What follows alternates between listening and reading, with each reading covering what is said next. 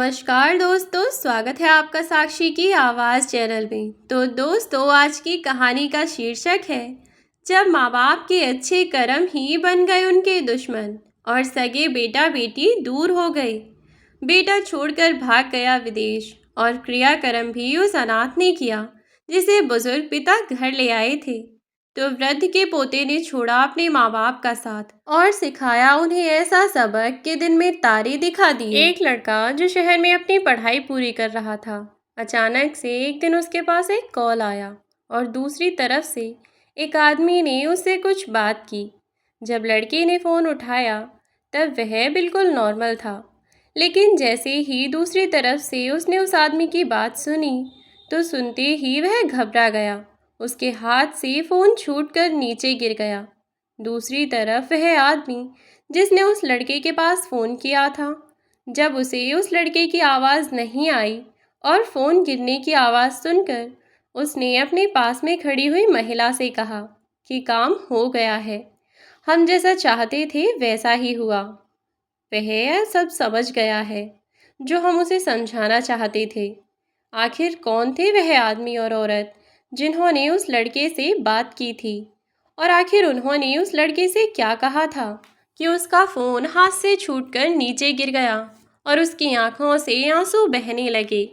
वह थोड़ी देर के लिए तो शॉक्ड हो गया, लेकिन जैसे ही होश आया तो वह बहुत ज़्यादा फूट फूट कर रोने लगा और उसके चेहरे से साफ पता चल रहा था कि वह कुछ कहना चाहता है, लेकिन उसकी बात सुनने वाला उस समय उसके पास कोई नहीं था। उस आदमी और औरत के फ़ोन आने के बाद वह लड़का बहुत ज़्यादा घबरा गया। आखिर उन्होंने उस लड़के से फ़ोन पर ऐसा क्या कहा जिसे सुनने के बाद उस लड़के की ऐसी स्थिति हो गई। इस कहानी को पूरा जानने के लिए इस कहानी में थोड़े समय पहले चलना पड़ेगा।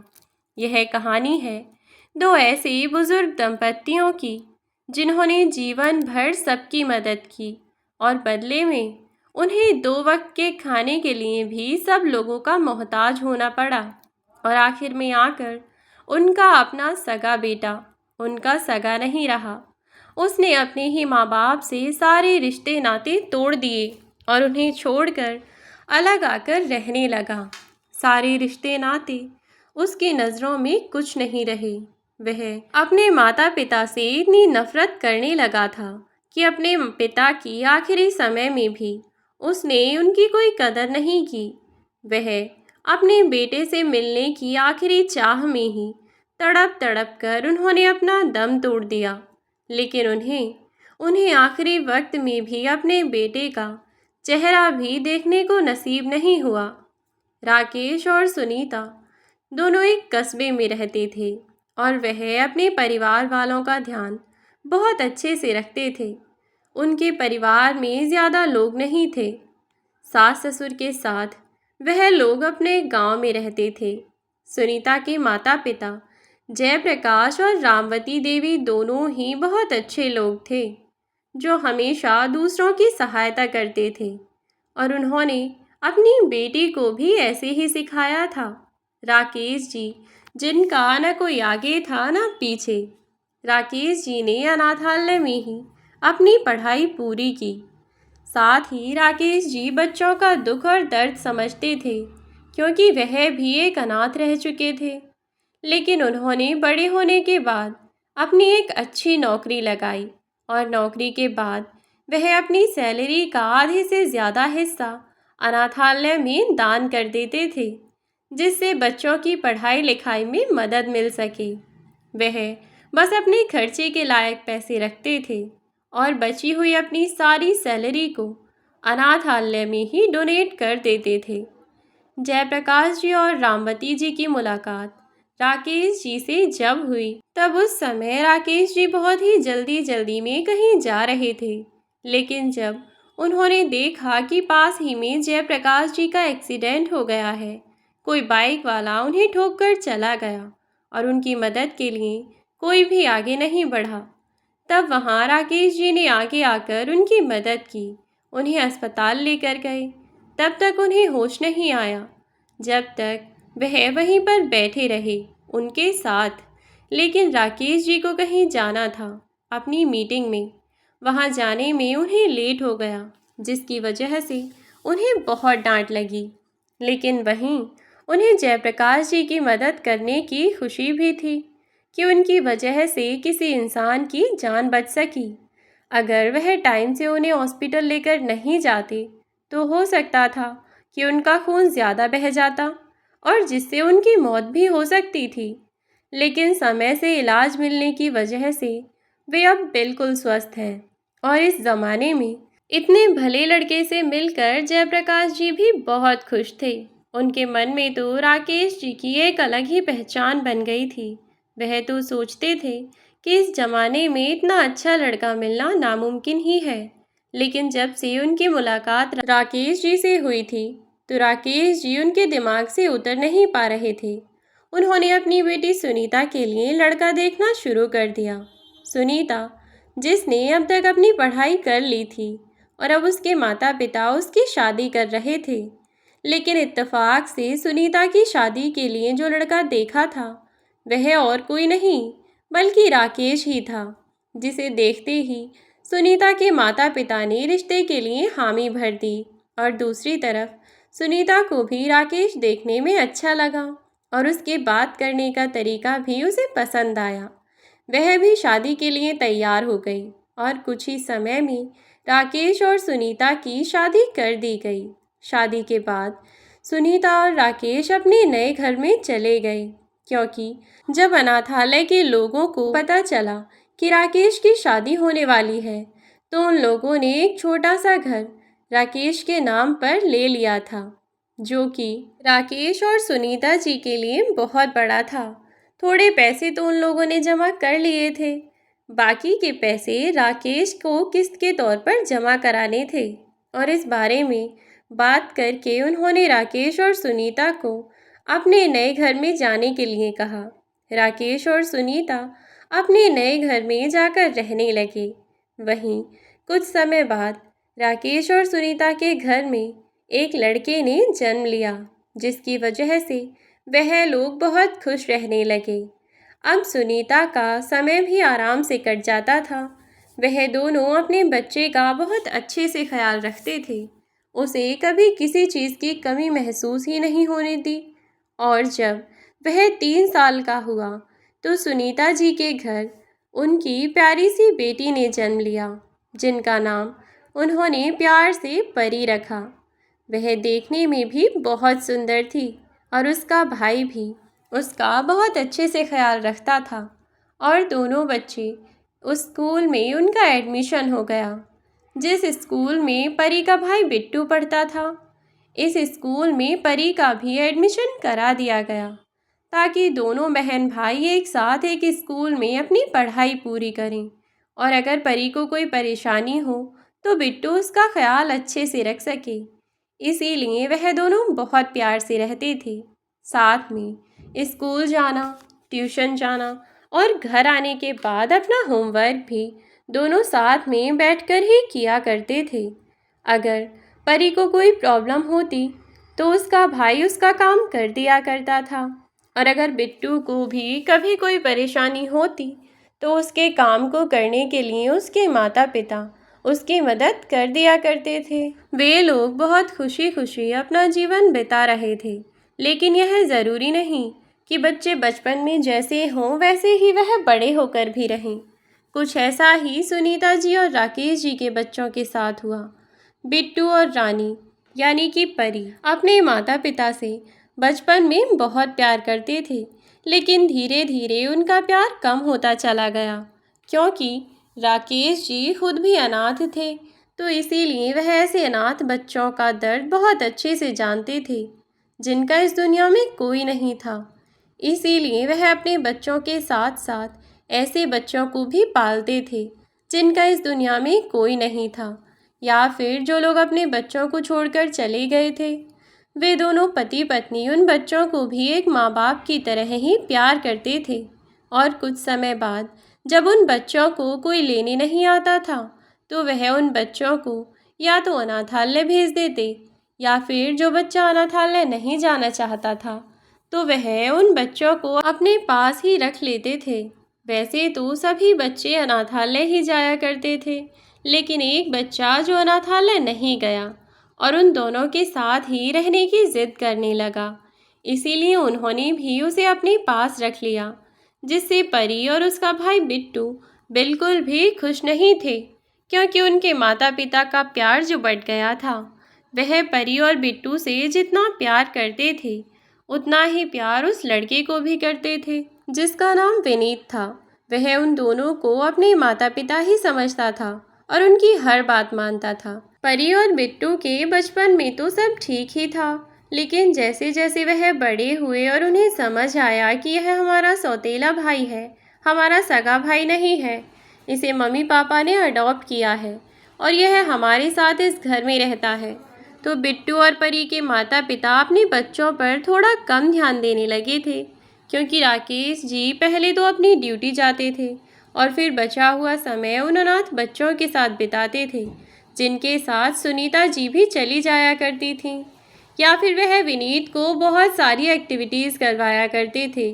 वह करवाना तो अपने बच्चों को भी चाहते थे, लेकिन धीरे धीरे उनके बच्चे अपने माता पिता से रूड बिहेव करने लगे और उनसे दूर होने लगे।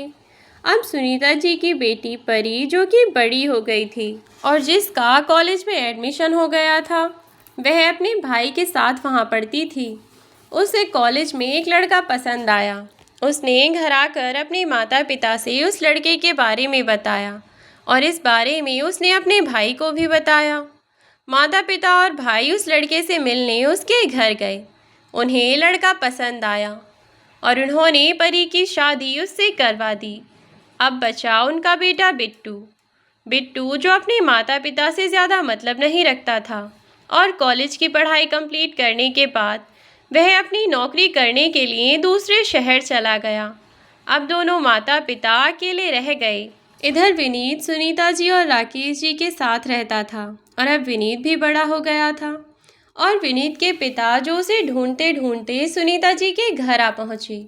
उन्होंने विनीत को घर से निकालने की बहुत कोशिश की, उसे हर जगह ढूंढा, लेकिन सुनीता जी और राकेश जी ने विनीत को उनके हाथ नहीं लगने दिया और उसे धक्के देकर घर से बाहर निकाल दिया। वह चीखता रहा, चिल्लाता रहा कि विनीत तुम कहाँ हो, घर से बाहर आओ, मुझे तुम्हारी माँ के बारे में जानना है, तुम्हारी माँ कहाँ है।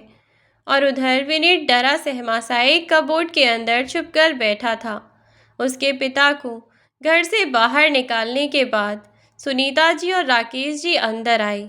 उन्होंने विनीत को देखा तो वह डर के मारे बहुत ज़्यादा घबरा रहा था।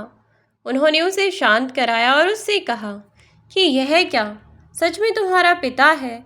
बेटा, हम तुम्हारे बारे में सब कुछ सच सच जानना चाहते हैं। तब विनीत ने उन्हें बताया कि बचपन से ही मेरे पिता मेरी मम्मी को बहुत मारा करते थे और मुझे भी। उनकी मानसिक स्थिति सही नहीं थी। इनका कहना था कि जो यह कहते हैं वही सही है, चाहे फिर वह कुछ भी क्यों ना सोच लें, यह वही सच मानते थे। अगर माँ बाहर खड़े होकर सब्जी खरीदती तो यह माँ को गंदी गंदी गालियाँ देने लगती और घर में खींच कर लाकर बहुत मारा करते थे। यह माँ पर और मुझ पर हर चीज़ पर शक करते थे।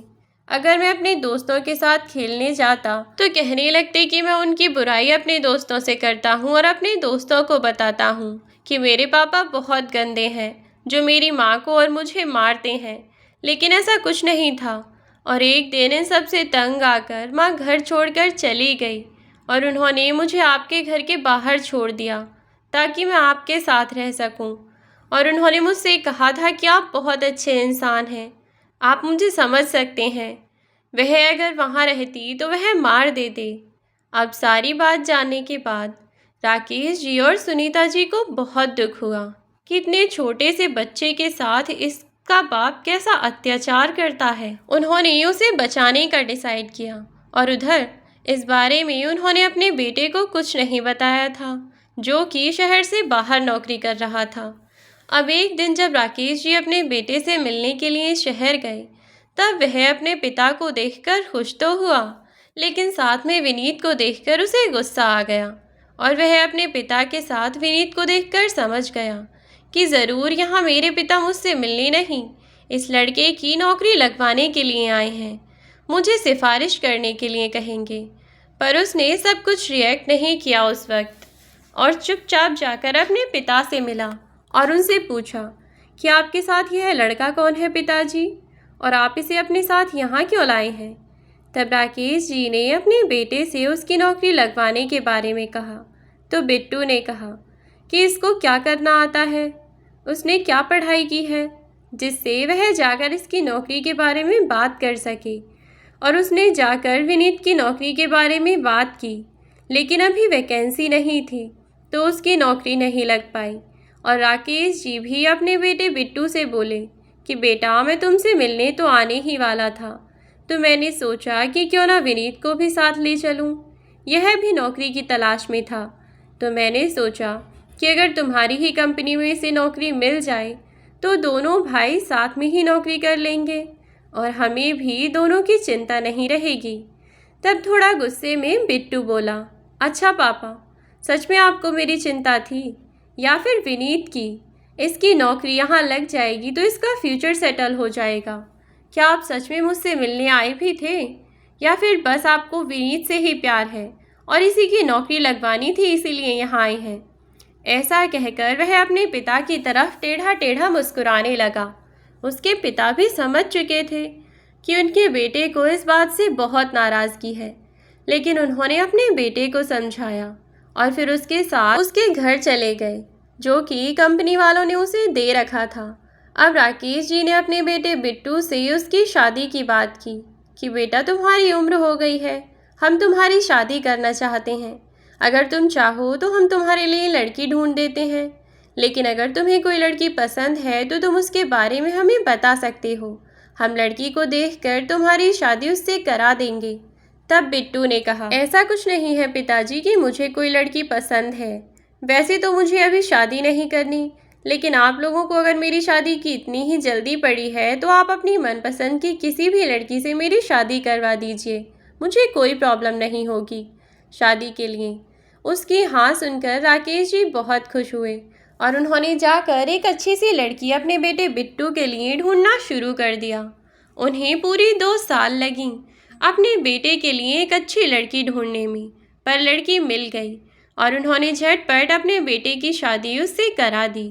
अब बिट्टू की पत्नी कुछ समय तो अपने ससुराल में राकेश जी और सुनीता जी के साथ रुकी, पर फिर कुछ समय बाद वह अपने पति बिट्टू के साथ शहर चली गई और तीज त्योहारों पर ही वह लोग गांव आया करते थे।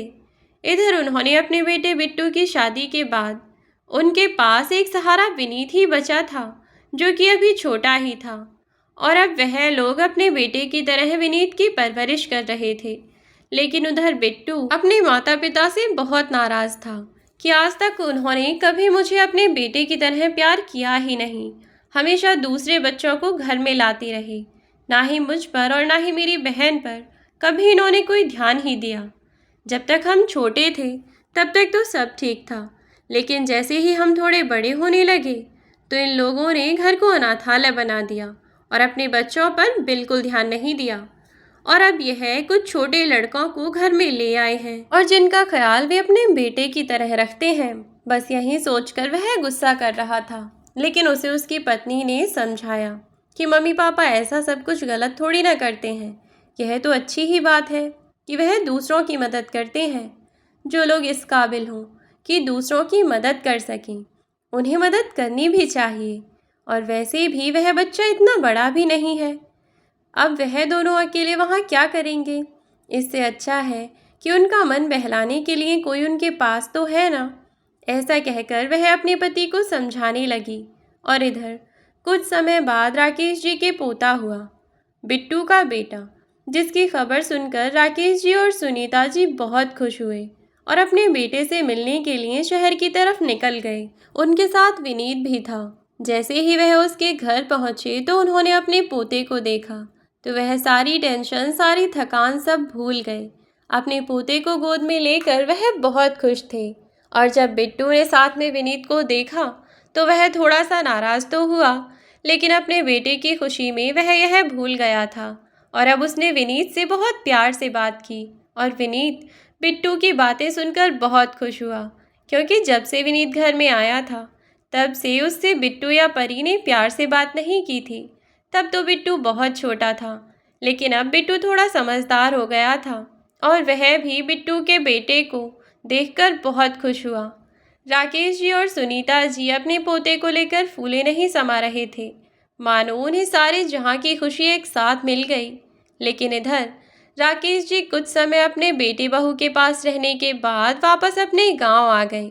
अब बिट्टू का प्रमोशन हो गया और उसे अब दूसरे शहर में नहीं बल्कि दूसरे देश में रहना था और वह अपने बीवी बच्चों के साथ वहां चला गया।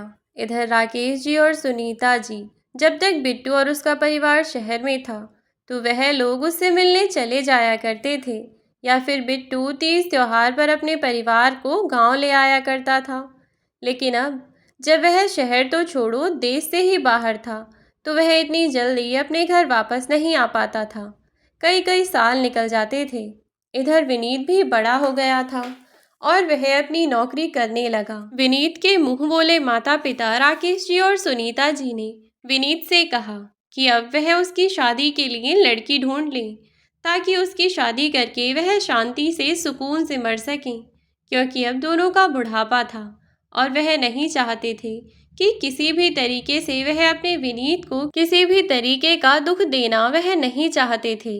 विनीत की भी शादी देखना और उधर उनका पोता भी बड़ा हो गया था जो कॉलेज में आ गया था। अब एक दिन अचानक जाने के बाद उनके मुंह बोले माता पिता के घर काफी लोग आए। विनीत के माता पिता की मौत हो गई। जब वह आदमी घर से निकल रहा था तो उस वक्त गांव के लोगों ने उसे उनके घर से निकलता हुआ देख लिया था। हाथ में खून से सना चाकू था, तो गांव वालों ने उसे वहीं पर पकड़ लिया और पुलिस को इन्फॉर्म कर दिया। अंदर जाकर देखा तो दोनों पति पत्नी मरे पड़े थे। विनीत को इस बारे में इन्फॉर्म किया गया। विनीत ने जब घर आकर देखा तो वह आदमी कोई और नहीं, उसका अपना सगा बाप था जो अपने बेटे को ढूंढने वहां आया था। उसे जाने कहां से खबर मिली थी कितने सालों बाद वह अपने बेटे को ढूंढने वहां आ पहुंचा और उसने उन लोगों से विनीत के बारे में पूछताछ की। जब उन लोगों ने विनीत को देने से इनकार कर दिया और बोला कि यहाँ पर कोई विनीत नहीं रहता, यहाँ से चले जाओ, तब उसने गुस्से में आकर उन दोनों को ही मार डाला। अब जब इस बारे में विनीत को सब कुछ पता चला तो वह बहुत दुखी हुआ कि जिन लोगों ने उसे पाल पोस कर इतना बड़ा किया था, आज उसी की वजह से उनकी जान चली गई। अभी तो वह लोग अपनी और जिंदगी जी सकते थे। अपने पोते के साथ वह अपने पोते और बच्चों से कितना प्यार करते थे और कितने दिनों से वह दोनों अपने पोते और बेटे से मिलने के लिए बेताब थे। लेकिन आखिरी समय में वह उनका चेहरा तक नहीं देख पाए, जिन्होंने पूरी जिंदगी दूसरे लोगों की सेवा, दूसरे बच्चों को प्यार किया। आज उन्हीं के बच्चे अपने माता पिता से इतना दूर हैं और उनके साथ ही साथ उनसे नफरत भी करते हैं कि उनके माता पिता उन्हें छोड़कर दूसरे बच्चों को इतना प्यार करते थे। अब जब विनीत अपने मुंह बोले पिता राकेश जी के बेटे को कॉल करके बताने लगा कि अब उसके माता पिता इस दुनिया में नहीं रहे, तब बिट्टू ने उधर से जवाब दिया कि ठीक है, तो वैसे भी वह लोग मुझसे प्यार ही कहाँ करते थे। सारी जिंदगी तो उन्होंने तुम्हारी सेवा में लगा दी, हमेशा विनीत विनीत करते रहते थे। वैसे भी मेरे पास अब इतना समय नहीं है, मेरी बहुत अर्जेंट मीटिंग है और मैं भी इतनी जल्दी नहीं आ पाऊँगा कि उन दोनों का अंतिम संस्कार कर सकूं। तो अच्छा यही होगा कि तुम ही उन दोनों का सारा क्रियाकर्म कर दो। मुझे वैसे भी आने में समय लग जाएगा और जितने भी पैसे हों मुझे बता देना, मैं तुम्हें ट्रांसफ़र कर दूंगा। अब फ़ोन रखता हूँ क्योंकि मेरी मीटिंग है, मुझे बहुत सारे अरेंजमेंट करने हैं, थोड़ी सी प्रिपरेशन भी करनी है। और हाँ, दोबारा से मुझे परेशान करने की कोई ज़रूरत नहीं है। तुम ही वहाँ पर जो भी पूजा पाठ करो या जो भी क्रियाक्रम करना हो कर लेना। वैसे भी मैं तो उनका मुंह बोला बेटा था, प्यार तो वह तुमसे ही करते थे, हमेशा तुम्हारे साथ ही जो रहते थे। अब फ़ोन रखता हूँ मैं, जो भी पैसे चाहिए हो बता देना। ऐसा कहकर उसने फ़ोन काट दिया और मीटिंग के बाद जब अपने घर गया तो उसने इस बारे में अपनी पत्नी को बताया। उसकी पत्नी ने अपने पति से कहा कि जब तक वह जिंदा थे तो अलग बात थी, मैं भी थोड़ी बहुत उनकी सेवा पानी इसीलिए करती थी ताकि गांव की ज़मीन अपने उस मुंह बोले बेटे के नाम न कर दें। हम लोग बेशक प्यार का नाटक ही करें, लेकिन उनकी नज़र में अपना असली वारिस अपना खून रहना तो चाहिए, ताकि वह अपनी परिवार की पारिवारिक ज़मीन किसी दूसरे के नाम न कर दें। लालच तो होता ही ऐसा है, कितना भी पैसा कमा ले इंसान, लेकिन लालच कभी ख़त्म नहीं होता। और ऐसा ही कुछ राकेश जी की औलाद के साथ हुआ। उन्होंने बहू भी बहुत अच्छी और बेटे की भी परवरिश बहुत अच्छी की थी, लेकिन कुछ समय बाद उनकी बहू और बेटे की आंखों पर पैसे की ऐसी पट्टी बंध गई कि वह इंसानियत भूल गए और पैसे के पीछे दौड़ने लगे।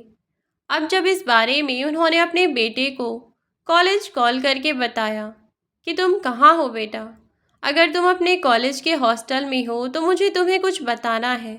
उसने कहा, हाँ हाँ मम्मी पापा बताइए क्या बात है। तभी उसके पिता ने उसे फ़ोन पर बात की और बताया कि अब उसके दादा दादी इस दुनिया में नहीं रहे। तो मानो उनके पोते के तो पैरों तले ज़मीन खिसक गई। वह बहुत दुखी हुआ। उसके हाथ से तभी फ़ोन छूट गया, क्योंकि वह अपने दादा दादी से बहुत प्यार करता था। सालों में मिलने अपने दादा दादी से आता था, बहुत सारे गिफ्ट उनके लिए लाता था, और वह लोग भी अपने पोते से बहुत प्यार करते थे। जितने दिनों बाद वह अपने पोते से मिलते उतनी ही ज़्यादा खातिरदारी अपने पोते की किया करते थे। कभी यह खिलाना, कभी वह खिलाना, कभी इधर घुमाना, कभी उधर घुमाना, और उसके पास बहुत सारे गिफ्ट भी लाकर रखते थे उसके लिए। पूरे गांव में अपने पोते को सबसे मिलवाते थे कि यह मेरा पोता है, विदेश में रहता है और वहाँ पढ़ाई कर रहा है। देखो मेरा पोता कितना ज़्यादा सुंदर है, इसकी त्वचा बहुत ज़्यादा मुलायम है, इसीलिए मैं इसे ज़्यादा दिन गांव में नहीं रखता, कहीं इसकी नाजुक सी त्वचा को कुछ हो ना जाए। और ऐसा कहकर वह अपने पोते की तरफ देखकर हंसने लगते। बस यही सब बातें सोच सोच कर उसको बहुत रोना आया और वह फूट फूट कर अपने दादाजी को याद करके रोने लगा। वह वहाँ से भागा अपने घर की तरफ।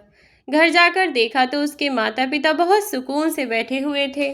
उसने कहा कि उसे अपने दादाजी से मिलने उनके पास जाना है। तब उसके मम्मी पापा ने कहा, वैसे भी बेटा अब तो तुम उनसे मिल नहीं सकते, क्योंकि यह बात अभी की नहीं है।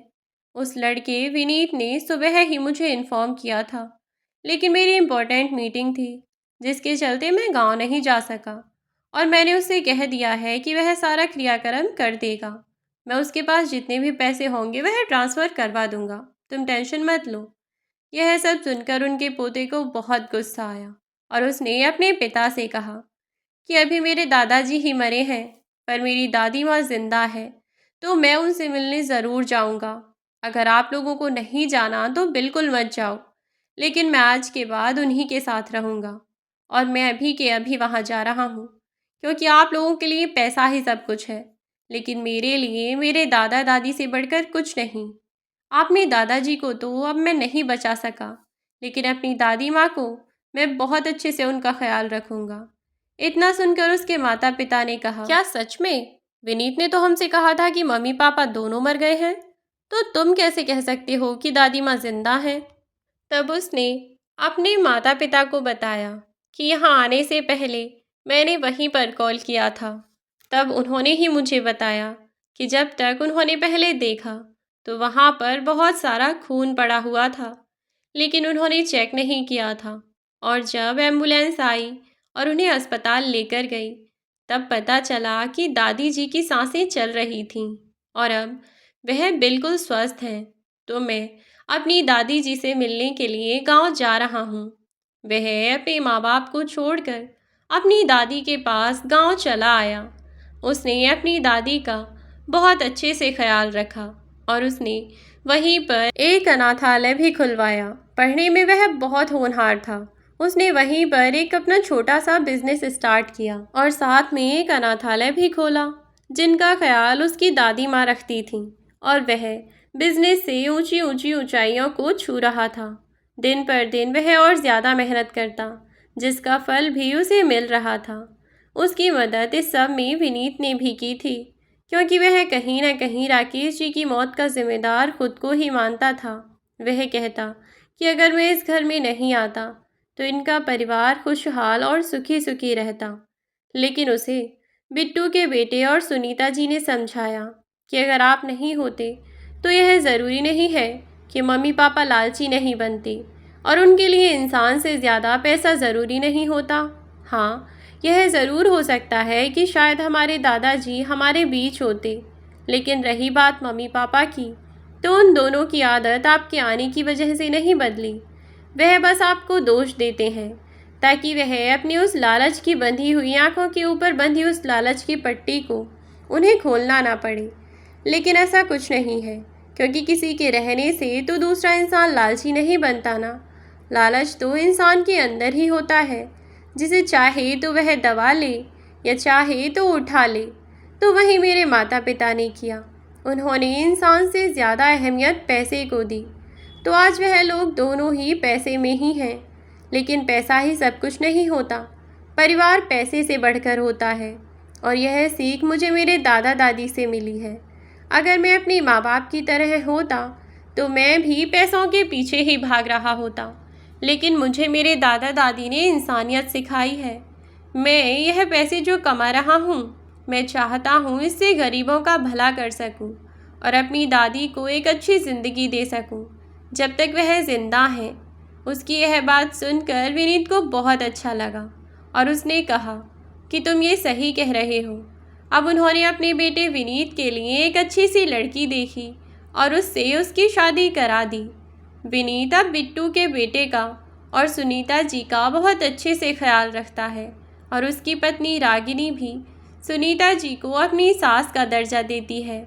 उनसे पूछे बिना कुछ काम नहीं करती, समय से खाना, दवाई, गोली सबका ख्याल रखती है।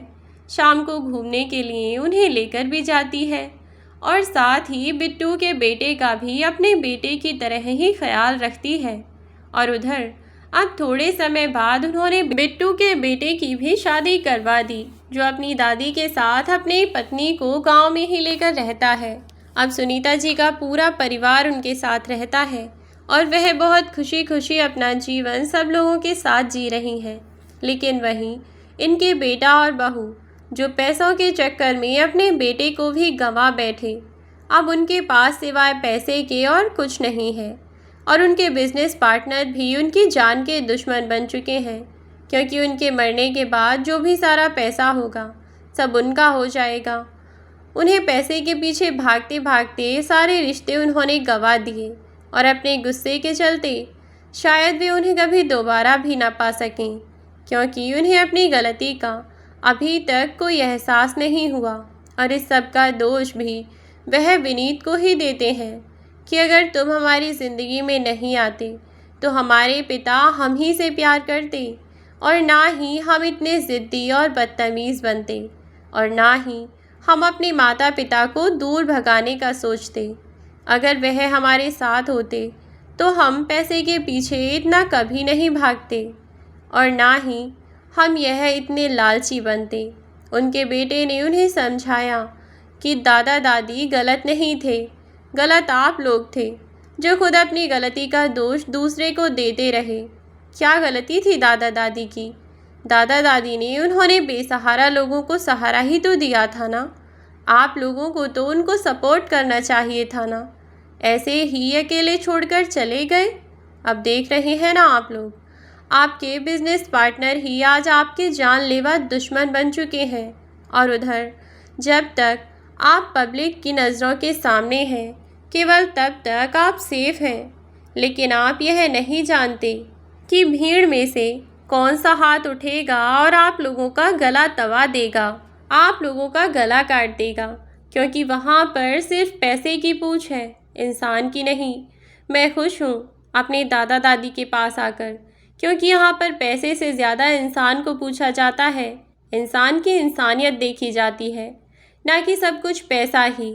आप लोग रहिए खुश अपने उस पैसे की धन दौलत की दुनिया में। मैं तो अपने दादा दादी के साथ ही खुश हूँ और मैं नहीं चाहूँगा कि आप लोग कभी भी यहाँ आएँ। और वह अपने अंकल आंटी यानी कि विनीत और उसकी वाइफ रागनी और अपनी पत्नी के साथ बहुत खुशी खुशी अपनी दादी के पास रहता था। कुछ दिनों बाद उसके माता पिता का फिर से कॉल आया और उन्होंने कहा कि बेटा हम लोग एयरपोर्ट पर हैं, हमें यहाँ से आकर ले जाओ, वरना हम लोग अपनी जान से हाथ धो बैठेंगे। हमारे पीछे बहुत सारे लोग पड़े हुए हैं हमें मारने के लिए, और तो और हमारे बिजनेस पार्टनर ने हमारे पीछे गुंडे छोड़ रखे हैं जो हमें मारना चाहते हैं। अगर तुम हमें यहाँ आकर नहीं लेकर गए यहाँ से, तो वह लोग हमें यहीं मार देंगे। उसने यह सब सुनकर फ़ोन काट दिया। तभी उसकी दादी ने उससे पूछा कि बेटा आखिर क्या हुआ है जो तुम इतने गुस्से में लग रहे हो। तब उसने अपनी दादी को सारी बात बताई। तब उसकी दादी ने उसे समझाया कि यूँ ना हो बेटा कि बहुत देर हो जाए और बाद में तुम्हें पछताना पड़े, जैसे तुम्हारे माता पिता को आज पछताना पड़ रहा है। तुम्हारे पास समय है, लेकिन उनके पास तो अब कोई मौका भी नहीं है कि वह अपनी गलती को सुधार सकें। लेकिन अगर आज तुमने उनकी मदद नहीं की, तो कल को तुम भी उन्हीं की जगह खड़े हो गए, जिसके पास सिवाय पछतावे के कुछ नहीं रहेगा। अपनी दादी की बात सुनकर वह अब सब कुछ समझ गया। आखिरकार उसकी दादी की बात जब उसकी समझ में आ गई, तो वह जल्दी से गाड़ी लेकर निकला और अपने मम्मी पापा को अपने साथ अपने घर सेफली ले आया। अब उसके माता पिता यानी कि बिट्टू और उसकी पत्नी को अपनी गलती का एहसास हो चुका था कि वह लोग जिस चीज़ के पीछे भाग रहे थे, आज वही उनकी जान की दुश्मन बन चुकी है। उन्होंने आकर अपनी माँ से बहुत माफ़ी मांगी, उनकी मिन्नतें की और अपनी गलती का उन्हें बहुत पछतावा था, जिसका वह बयान कर भी नहीं सकते थे। लेकिन सुनीता जी समझ पा रही थी कि उनकी स्थिति इस समय कैसी है। उन्होंने उन दोनों को माफ़ कर दिया और अपने परिवार का हिस्सा बना लिया। बिट्टू अपने बेटे के साथ बिजनेस में उसका हाथ बटाता है और विनीत भी उन्हीं की मदद करता है। अब तीनों अपने बिजनेस को बढ़ा रहे हैं और इधर बिट्टू की पत्नी और विनीत की पत्नी दोनों घर का काम करती हैं और अपनी सास का बहुत अच्छे से ख्याल रखती हैं। साथ साथ वह दोनों भी सास बन चुकी हैं और वह अपनी बहुओं पर हुक्म चलाती हैं। लेकिन पूरा परिवार अब बहुत खुशी खुशी रह रहा है। यह थी हमारी आज की कहानी। आज की कहानी आपको कैसी लगी, हमें कमेंट बॉक्स में कमेंट करके ज़रूर बताएं। यदि वीडियो आपको अच्छी लगी हो तो वीडियो को लाइक करके शेयर कर दें। चैनल पर यदि नए हों तो चैनल को सब्सक्राइब करना बिल्कुल ना भूलें। साथ ही बेल आइकन को प्रेस कर दें, जिससे आने वाली वीडियोस की नोटिफिकेशन आपको मिलती रहे। तो आज के लिए बस इतना ही। अंत तक बने रहने के लिए धन्यवाद। अब मिलती हूँ आपसे एक नई वीडियो में एक नई कहानी के साथ। स्पेशल थैंक्स टू मन की कहानियाँ एंड कहानियों की उड़ान। आप प्लीज़ मुझे ऐसे सपोर्ट करते रहें। Thank you so. और यदि आपके पास भी है ऐसी कोई सच्ची कहानी, तो आप हमें लिख भेजें दी हुई मेल आईडी पर। हम आपकी कहानी को सबके सामने प्रकाशित करेंगे। यदि आप चाहते हैं कि आपका नाम लिखा जाए तो भी बताएं, यदि आप चाहते हैं कि नाम छिपाया जाए तो भी बताएं। मिलती है नई कहानी में नई वीडियो में।